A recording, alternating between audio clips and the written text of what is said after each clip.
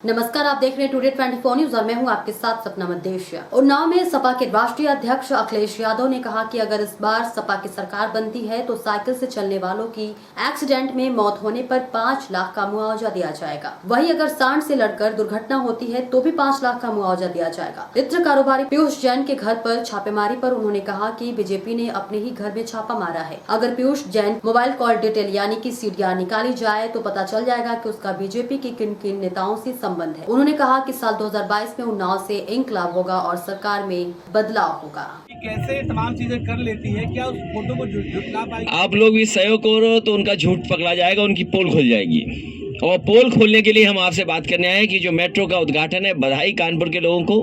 मुझे याद है कि जिस समय शिलान्यास हुआ था उस समय वहाँ के सांसद मुरली मनोज जोशी जी थे। देश के वाइस प्रेसिडेंट जो आज हैं उस समय उस विभाग के मंत्री थे। समाजवादी सरकार थी और लग ये रहा है कि तीनों लोगों को नहीं बुलाया गया है। तीनों लोग जिन्होंने उस मेट्रो का शिलान्यास किया था, शुरुआत की थी कानपुर की जनता के लिए, वो तीनों ही मंच पे नहीं दिखाई देंगे और जिनका कोई योगदान नहीं है वो मंच पे दिखाई देंगे। योगी कहते हैं गुंडा राज खत्म हुआ है। उनसे बड़ा कौन है? जिन पे धाराएं कितनी लगी हैं। ठोको राज के नेता है वो, ठोको राज के वो हैं। उनसे ज्यादा मुकदमे किसी मुख्यमंत्री पर हुए हों तो बता दो हमें।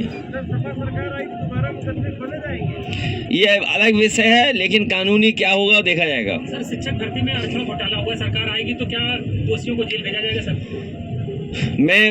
ये तमाम एक घोटाला नहीं है, तमाम घोटाले सरकार के हैं।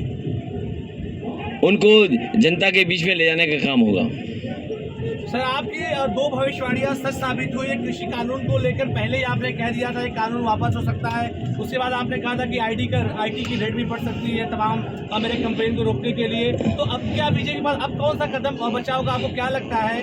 उन्नाव की धरती जो हमारे क्रांतिकारियों की धरती रही है, कलम और तलवार की धरती रही है, वहां से एक अगली भविष्यवाणी भी करता हूं। अगर जो बात आप कह रहे हो कि जो भी भविष्यवाणी की है वो ठीक निकली है तो एक और भविष्यवाणी समझ लो, समाजवादी सरकार बनने जा रही है। पूरी तरीके से किसान, नौजवान, व्यापारी, हर वर्ग के लोग तैयार हैं इस भारतीय जनता पार्टी को हटाने के लिए। ये वही जगह है जहां पर हजरत मोहानी जी ने जन्म लिया और इंकलाब का नारा दिया। उन्नाव में इंकलाब होगा, 22 में बदलाव होगा। उन्नाव से इंकलाब होगा, 22 में बदलाव होगा। जैन ने जो इत्र बनाया था, आप लोगों के माध्यम से, पत्रकार साथियों के माध्यम से ये प्रचार किया गया कि वो समाजवादी पार्टी का। दोपहर आते आते हमारे पास जागरूक पत्रकारों को भी समझ में आ गया समाजवादी पार्टी से कोई रिश्ता नहीं है, तो वो भी पलट गए दोपहर के बाद तक। सुबह तो यही हेडलाइन चल रही थी, समाजवादी पार्टी का इत्र कारोबारी। लेकिन मुझे खुशी है दोपहर आते आते हमारे पत्रकार साथी भी समझ गए कि समाजवादियों से कोई लेना देना नहीं है। आपको ये सोचना चाहिए कि गलत जगह छापा मार दिया बीजेपी ने, अपने ही कारोबारी पे छापा मार दिया। उसकी सीढ़ियां निकलवाइए। अगर एक एक भाजपा के नेता का नाम ना निकले तो बताइएगा हमें। जो पीयूष जैन जिनके वो घर में छापा पड़ा है, जिनके यहाँ अभी भी नोट निकल रहे हैं, अब तो नोट निकलना बंद हो गए हैं। बेसमेंट में नोट निकले, दीवालों में नोट निकले, लॉकर्स में नोट निकले। जिम्मेदार कौन है? वो छापा मारना चाहते थे इत्र वाले के यहाँ, उसका नाम था पुष्पराज जैन, इनका नाम था पीयूष जैन। लगता है डिजिटल इंडिया की गलती हो गई, पुष्पराज जैन की जगह पीयूष जैन आ गए, तो पीयूष जैन के यहाँ छापा मार दिया। और सोचो क्या निकला। सोचिए, उत्तर प्रदेश में इतना रुपया किसी का नहीं निकला होगा। जो सरकार में है वो बता सकते हैं रुपया कहां से आया है। जिनकी बैंकें हैं वो बता सकते हैं कि बैंकों से पैसा कम निकाला गया है। और अगर नई नई गड्डियां निकली हैं उसमें, तो जिस बैंक की गड्डी पर नाम लिखा होगा, जिस बैंक से निकला होगा, वो बैंक बता सकती है कि किस समय निकाला गया है। उसकी पर्ची पे भी लिखा होगा कि किस ब्रांच की है, किस तारीख की वो गड्डी है, और नंबरों से सरकार जान जाएगी आखिरकार कहां से निकला है पैसा।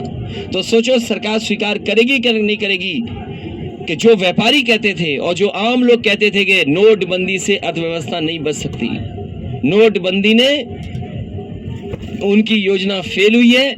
जीएसटी जिस तरीके से लागू होनी चाहिए थी, जिस तरीके से जीएसटी का व्यापारियों को लाभ पहुंचना चाहिए था, वो जीएसटी भी योजना उनकी फेल हुई है। Audio Jungle.